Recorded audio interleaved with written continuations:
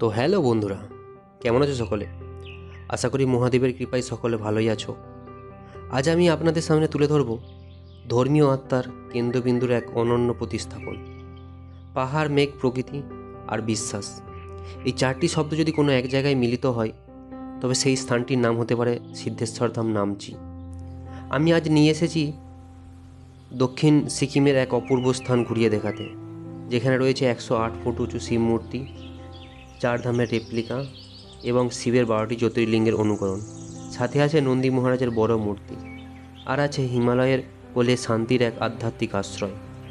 এই যে দেখতে পাচ্ছেন মন্দির সংক্রান্ত ভ্রমণ বিবরণ, এখানে আছে টিকিট কাউন্টার। মাথাপ্রতি 50 টাকার টিকিট নিয়েই এন্ট্রান্সে দেখতে পাবেন সিদ্ধেশ্বর ধামের পুরো ডেমো।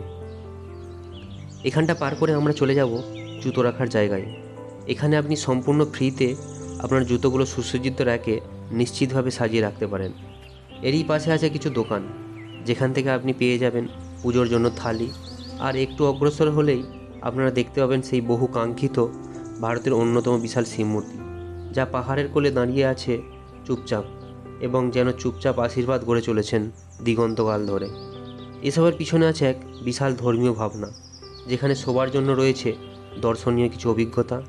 এখানে 4 ধামের প্রতিরূপ আছে, যেগুলো হলো বদ্রীনাথ, দ্বারকা, পুরীর জগন্নাথ মন্দির এবং রামেশ্বরম মন্দির।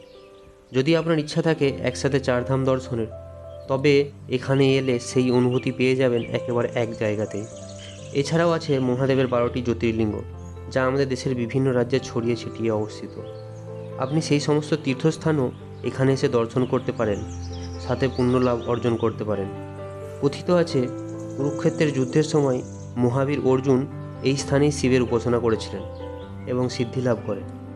মন্দিরের মধ্যে প্রবেশ করলেই সম্মুখে দেখতে পাবেন সিদ্ধেশ্বর বাবার স্থাপিত লিঙ্গ, এবং সেই জায়গাটা পেরোলেই অন্দরমহলে দেখতে পাবেন বিশাল আকৃতির নটরাজ ভাস্কর্য।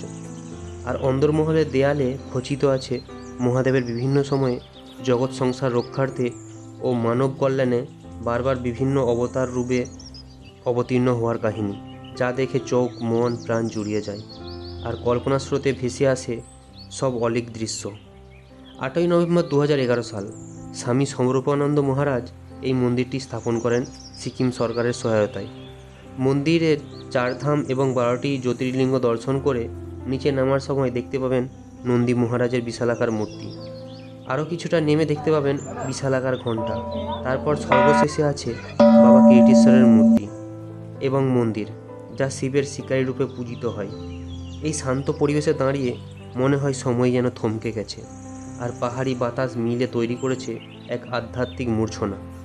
নামচি মানে শুধু ধর্মই নয়, এটা প্রকৃতির এক অপরূপ সুন্দর উপহার। এখান থেকে আপনি মাউন্ট কাঞ্চনজঙ্ঘা ও লাস হিমালয়ান হিলসের খুব সুন্দর একটা ভিউ পাবেন। মেঘের মধ্যে হারিয়ে যাওয়া পাহাড় আর ঠান্ডা হাওয়া আপনার মন ছুঁয়ে যাবে নিশ্চিতভাবে। আর ঘোরাঘুরি শেষে চাই খাওয়া দাওয়া, মোমো, থুকপা আর স্থানীয় হস্তশিল্পের দোকানগুলো আপনাকে কিছু স্মৃতি দিয়ে যাবে।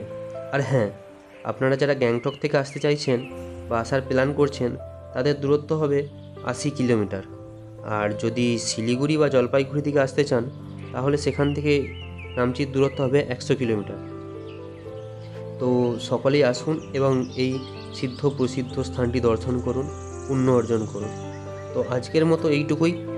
দেখা হবে পরের কোনো ভালো বা দর্শনীয় ভিডিওতে। ভালো লাগলে অবশ্যই লাইক, শেয়ার করবেন এবং বন্ধু পরিজনদের সাথে শেয়ার করতে ভুলবেন না। আর সাথে সাথে চ্যানেলটা সাবস্ক্রাইব করবেন পরবর্তী আপডেটের জন্য। ধন্যবাদ।